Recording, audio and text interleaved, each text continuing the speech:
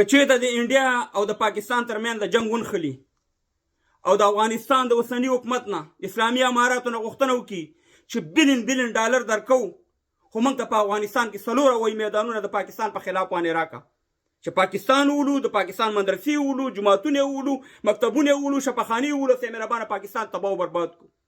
آیا افغانان یا د افغانستان حکومت به دا کار وکړي هېڅکله نه ځکه موږ د احمدشاه ابدالي بچی نه یو زموږ د افغانانو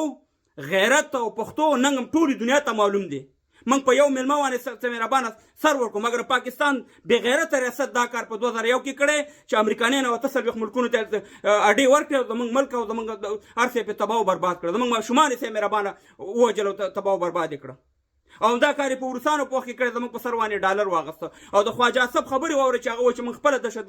دهشتګرد ټرینینګ کړي دي او دغه چانس موږ له په 1900 او یو کې هم راغلی چې کله د ظاهرشاه حکومت په افغانستان کې کله چې بنګالیانو 93 پاکستاني پوځیان نه په بنګلادیش کې پرتګونه ویستو اوس هم هلته پرتګونه او ډیري هلته اوس موجود دي نو ظاهرشاه خط راولېږلو دغه ته پاکستان ته ورته ویل چې ته زموږ مسلمان هېواد دی ته زموږ ګاونډي موږ هېڅکله دا بېغیرته کار نه کوو ګنې په هغې وخت کې ډېره په اسانه باندې که افغانستان غوښتلی په 40 شتاتو کې دغه خپله اشغال شوې خاوره مقبوضه افغانستان نیولی شو خو دا کار موږ نه دی کړی نو دا میسج مې هغه بېغیرتو ته دی چې دلته راځي وایي چې تاسې د انډیا ملګرتیا کوئ تاسې د 48 کفارو ملکونو ملګرتیا وکړه تاسې د کمونست چین ملګرتیا وکړه تاسې د کمونست روس ملګرتیا وکړه تاسې د اسرائیلو ملګرتیا وکړه تاسې هغه ظلمونه وکړه چې مهربانه چې هغه په تاریخ کې چا نه دي کړي چې کوم پښتنو افغانانو سره وشو